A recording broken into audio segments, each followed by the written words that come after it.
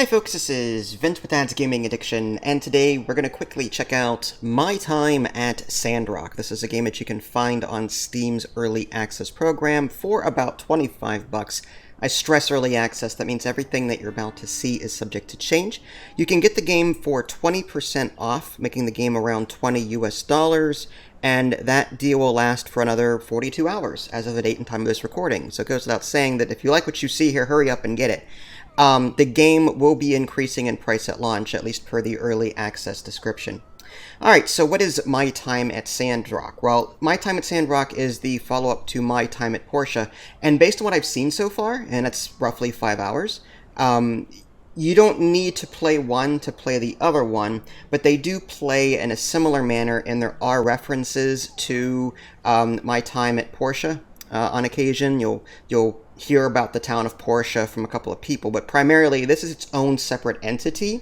From my understanding, this game was created in response to like various patches that the developers wanted to introduce to Portia but couldn't because of engine limitations. So they just made a completely new game. Whether or not that's true, I couldn't tell you, but that's what I've read and that's what I've heard.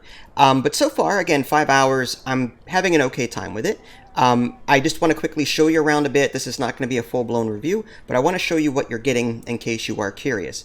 The gameplay compared to Portia is almost exactly the same. This game has better graphics, voice acting, and just has better quality of life stuff. So it's like a My Time at Portia 2.0, but with a different setting. In this case, we're in the desert, where water is scarce, and we are going to maintain the role of a builder, like in Portia, where we're going to have our own little workshop, and we're going to build things, and we're going to collect resources, and fish. Fishing is awful still, unfortunately. Hopefully they fix that. There is a multiplayer preview, which is interesting. There's no way to play it. This is sort of like just a slideshow, and you can sort of watch the slideshow, but there is multiplayer coming. How it's going to manifest is anyone's guess at this point. Options menu, you can adjust game speed from here, which is really cool, but there's no way to do that in-game. Every time you want to adjust game speed, you have to do it by going into the options menu. I would have preferred to be able to like hit plus and minus like I do in RTS games to adjust game speed on the fly. So that's something I hope the developers manage to add at some point. But yeah, just pause if you want to see any of this in greater detail. There's graphical settings here. I will mention, even though my settings are on medium-low, my fan still runs really fast. I mean, I have an NVIDIA 3000 graphics card. I don't know the exact number. It's in my YouTube description. But it's fairly new. It's one of the better ones. So for it to process and chug this hard, it's just... And loading times are very long. So I feel like there could be some optimization made to the game. Again, this is early access. I do have a lot of things off just to prevent any sort of worse things from, happening heat-wise, but yeah, I mean, there's a lot of options here, but unfortunately I haven't figured out a way to, like, lower the load on my graphics card. Audio sliders. I do have the music off and all that for copyright issues. Language and controls. Okay, let's go ahead and jump into the game now. Whenever you start a new game, you'll be able to create a character. There's a lot of different character customization. I don't know if it's going to erase my existing progress. I don't want to risk that. And again, I did mention that the loading times are a bit rough. Okay, so here's like male, female, different voice acting, and then once you get past this part, you can get into like face shape, and then you can get into, let's just go back, ears. You can adjust ear height and size. There's facial hair. No full-on beards though, unfortunately. So it's an okay creator, but it doesn't like go the distance that The Sims would. Alright, I'm going to come out of here, and once I create my character, I'm able to go into the world and start doing my thing. I'm going to hit continue, though, and load up my game. I may have to put a break in the video, though, because, like I said, these loading screens are a bit ridiculous. Oh, okay, good. I loaded the game earlier, so maybe that was enough to make it load faster this time. So, like in Portia, you'll be able to put furniture items in your house in order to give your character stats. Yeah, it's weird. These things that I'm placing have stat increases to your character. So collecting furniture and adding it to your house will improve your character stats, which is kind of cool. Hitting I opens up kind of like everything here. You've got your character screen. It's got an RPG mechanic where you can equip various tops. You can see like how much defense points you get from it, or, you know, HP increases and so on. The quality of it. You can see health points, stamina, endurance. Combat is a little wonky in this game.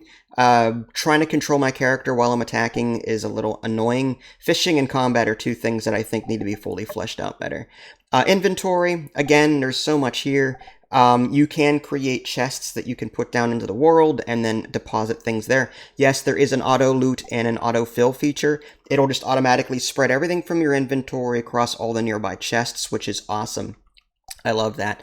And then there's a map. I don't want to spoil things too much.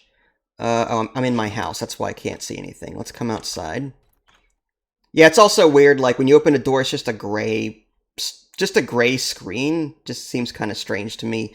Hopefully they add some kind of, I don't know, better graphical transition between the two. Yeah, another thing here is whenever you're loading into the world, this is the part that takes the longest. If there's a sandstorm, there are sandstorms in this game, that's when the computer, at least my computer, really chugs. So be on the lookout for sandstorms. You can't do a whole lot in sandstorms. You can still walk around. If you don't have a special hat on, you walk around really slow, trying to fight the sand and all that stuff. But there are enemies that spawn in the world during a sandstorm. So this is the world here. Let's go back here and finish what I was doing. Hitting I for inventory, then map. So yeah, this is the initial starting area. Like in Porsche, there's like something for everything here. There's a museum where you can donate items, kind of like in Stardew Valley. There's a research center where you can put discs. You'll be collecting these data discs as you play, like in Porsche, and turning them in for various recipes and the like. Unlike Porsche, however, if you visit this guy, you can actually choose what you want. There's like a tech tree, and you say, I want to spend 10 data discs to unlock this, which then leads to these two things. So I need to spend 20 to unlock this sub thing, and then so on. So it seems like I've got more choice now with this research center than I did with Porsche. There's a game center, which is like an arcade where you can play like whack-a-mole and other things. Clinic, there's an arena for sparring. Yeah, there's sparring in this game. There's a temple, city hall, construction junction, commerce guild where you can go and pick up a contract, turn that in, and get some goals or money as they're called in this game. But yeah, Civil Core, I'll leave you to discover a lot of these on your own. Also in this menu, you've got your missions. I don't want to get too deeply into this. But it's the campaign does a decent job in guiding you what to do next. I actually failed the fishing quest because for whatever reason, I couldn't fish right. I couldn't find the fish I needed.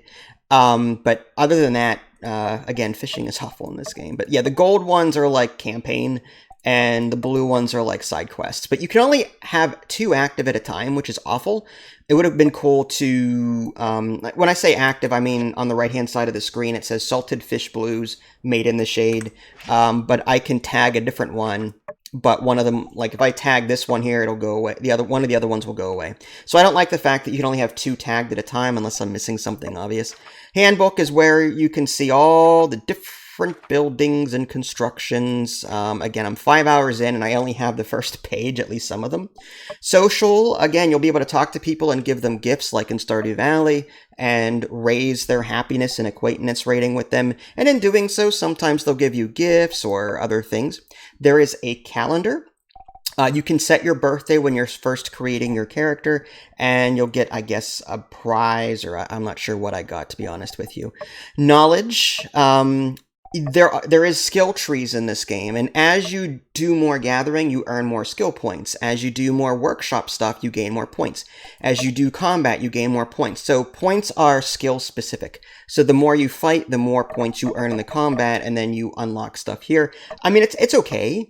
As you can see, these trees are very small.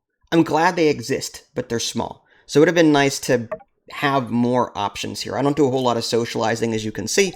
I'm more about earning money and growing a business, but some people love the socialization aspect of these kind of games. But you can see the more you do something, the more you get points for it, and the more you can assign points across these various things. Album is where you can go to take pictures, and well, you can look at the pictures that you've seen up to this point. Encyclopedia, in case you want to learn more about items, geography, and the like. System, I've already kind of covered that. All right, so now that we're in the world, let's go ahead and check my mail real quick. Letters from Ma. One thing that you can do is reply to mail. In this game, it's nothing that you can manually type out, but you can choose from like multiple choice.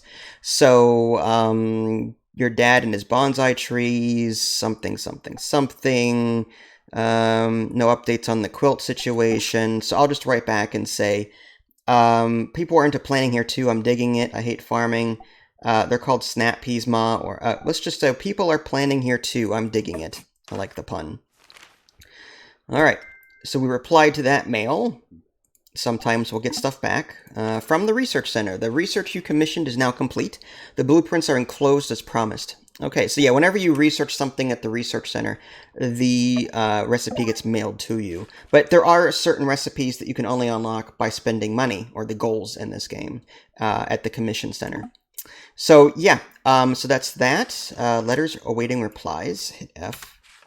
Oh, I forgot to respond to my mom from last time. I love the scarf, thank you. Yes, let's do that. Let's be nice. I can't believe I didn't respond to my mom from the last mail I got. I love that the game reminds you. It actually notified me. You have unread mail, or you've got letters that you haven't responded to yet. I love that.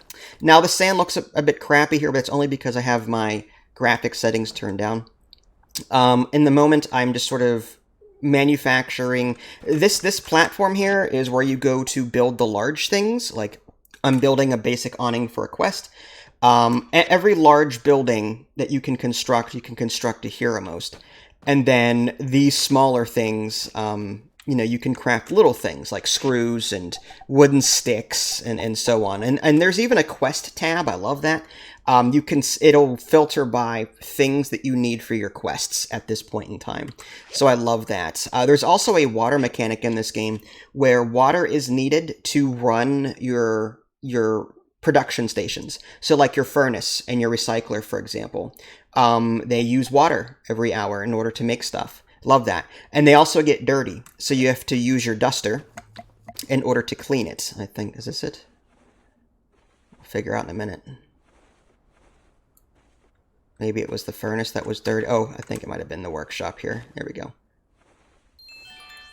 Yeah, so things get dirty, and you have to just clean them. I'm guessing that's clean enough. Okay.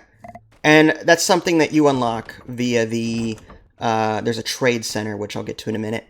The storage aspect of this game. Hitting sort all automatically just shoves things into all your nearby chests. I love that. So these are things that I need to just deposit because I don't have anything in there right now. Nope. Looking for free room. I might need another storage soon here. There's no rhyme or reason for my inventory system yet. I'm just sort of throwing things everywhere. At some point, I do want to organize this. You can even name them, so you can hit the edit button on the very top and name them food or whatever. But I do want to get to that eventually. But these are like mini storage boxes. You can get better ones later down the line. Let's go ahead and just run around town for a little bit. As far as like the mining aspect in this game, in Portia, you would buy a weekly pass to go underground and mine out huge caves. There's kind of something similar to that. There's something called the Salvage Company, and I need to buy a pass for this week, but you go in there and you just mine out all that scrap and you get scrap. And then further in, once you beat a certain quest, you will be able to go into mines and start digging things out there as well, copper, ore, and the like. So there is something similar in that regard. There's also like various dungeons that you may not have access to right away. You cannot cut trees down in this game. It's forbidden. You are not allowed. You can kick them, but you can't cut them down because this is the desert and trees are scarce. So you can kick things. You will find scrap in the environment, so you can get your wood from stuff like this. The game operates on a stamina system. On the very bottom, you'll see a little yellow bar, and once that's gone, it's gone. I can interact with various things. Chat, gift, or yeah, so I can talk to various animals and people. The stamina can recharge if you eat something, or you can just go to bed and it'll automatically refill the next day. If you go to bed too late, then it won't fill all the way. What else am I missing? I'm sure there's a lot of things here. Let's take a visit to the Trade Commission. just to show you that. The trade commission is where you go to get new quests. Like it's like a side quest generator. People will ask, I need 5 of this thing, or I need 10 of this thing. Here's the commission board. And when you accept the quest, like this person wants 6 grinding saws, and the game says I already own 3 of them. I love that. I just don't know if I have the resources to build more at this point, so I typically just wait until I'm home, and then I see, okay, do I have enough for more? Then I'll take it, then I'll just turn it in. Rubber tube, this guy wants 11 rubber tube, and I get this much money, experience. Your workshop can gain in reputation, and that's good. That unlocks more things. This guy wants a sand hat, which I don't think I can make yet. Thin thread, I've got 18 of them. I might as well just turn those in. I'll hit accept. And now I just have to find her in the environment and turn that in. This is a shop. This is the guild store. So if you need an iron latch or switchboard, advanced sandfish trap, simple wooden chair, there are like craftable things that you can only get from here. So you have to spend your money in order to get these recipes. There's also some other like furniture items that you can buy, but it looks like you need these special metals, which I have none of yet. And you'll note that I have 5% off here, probably because I'm somewhat friendly with him. Not really, but it looks like the more friendly you are with someone, the cheaper you can get things for. So there is a reason to be social in this game, even though I don't like it. Yeah, I'm a big introvert. Stardew Valley, I don't talk to anyone. I do my own thing. Let's go to the research station real quick, actually. There's a green check mark here. I wonder if she's in here. I have to turn that one commission in. Yeah, sure, there she is. Well, look at you, a new builder in town. I haven't even met her yet. I'm like 2 weeks into this and I haven't even met her. That's how antisocial I am. All right, so Sandrock commission. I'm just going to turn in these threads. I'm going to get some money, some experience. All right. Awesome. All right, let's get out of here. Sometimes you'll find chests in the environment that unlock things for you. Oh, speaking of chests, I see some scattered around, but I don't know what's in them. They're probably like high up somewhere. Yep. Can I go up here? Guess not. There is some platforming involved to reach some of these things. I don't think I can get up there that way. Ah, there we go. Well, that would help. There's a chest somewhere. Maybe I'll just look for it later. I don't want to hold things up too much. Okay, well, I'll figure that out later. Getting to the research. Okay, here it is. A research center. As I was saying earlier, you can find these data disks in the environment just by mining and other things. And then you can come to this guy and then go to research. And this is what I was talking about with the whole spending data disks along a tech tree. And in Portia, if I remember correctly, it's been a while, but if I remember correctly, you just turned in, say, 5 or 10 or whatever, and then you would get a random thing in the mail. Here, you can actually choose what your next thing is going to be. So I'm going to pick the grinder over here, I think. It's just 3 research. And it says days remaining 1 day. If it takes more than 1 day, you can spend extra data disks to speed up the rate at which he researches it, but I'm trying hard not to do that. There's really no time limit in this game as far as I can tell, except maybe some of the quests might be timed, like timed side quests, but yeah. So, what else could I possibly show you? Again, this was not meant to be a very long video. This was just going to sort of show you around a bit and, show you what you're getting into. Resource collecting in this game is fairly straightforward. There's pretty much a special section outside of town where you can combat things. It's right behind your house, which is, my house is right there. Yes, you can name your farm. Voyager, for example. I guess I'll show you combat real quick. Middle mouse to target. If I can even get close enough. There's a break mechanic. If you hit them enough, they break and they take extra damage. They also like get stunned or whatever. Again, the combat in this game is kind of clunky. I'm not a fan of it. But yeah, you can beat stuff up. The further out you go, obviously, the harder the enemies get. I have not reached all the areas yet, so just keep that in mind. Copper scrap. I need, what, pickaxe? Pickhammer. Okay. Gravel. Another huge thing in this game is that a lot of the resources in this game revolve around a scrap mechanic. You'll be collecting rock scrap and wood scrap and mechanical scrap and rubber scrap. There's a building that you'll be using almost every second of every day to turn that into something useful. So this is the recycler. Let's go into it real quick. And I'm going to autofill the fuel with just, I guess, dregs. And so there's wood scrap, for example, stone scrap, copper scrap, mechanical scrap on the left. All of these are different scraps that you find. And then from here, you recycle those scraps. And it says here, I'll get a guaranteed 2 to 3 dregs, which are like fuel. Then wood and wooden sticks. There's a high chance of getting these. So I'm going to hit recycle, and I just wait. And that's how you get the majority of the resources, at least in the beginning of the game. It's not cutting down trees and getting wood that way. No, you find scrap everywhere. You come here to the recycler, and then you turn in that stuff so that it produces other things. And again, that's wood, that's stone, that's mechanical stuff, so rubber, all that. So in the beginning, you're going to be using that a lot. And you're going to need a lot of water, too, so you can cut down bushes. Bushes have like dew on them, and you can use 10 dew to make 1 water bucket, which you can then use that water bucket in your water container in your base, and that water will help fuel the rest of your buildings. So I'm looking for dew. There is a dew collector that I'm trying to construct right now, but I'm missing like 1 or 2 components for it.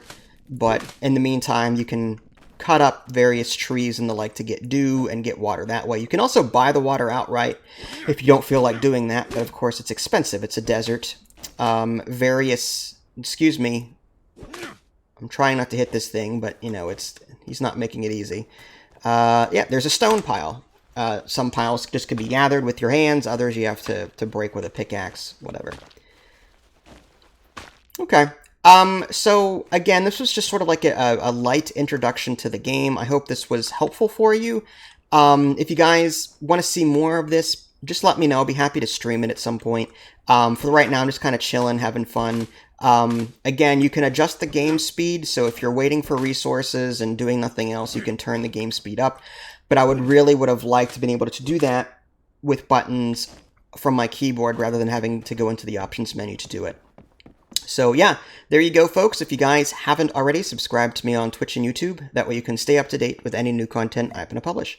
This is Vince. Thanks for watching, and I'll catch you all next time. Take care.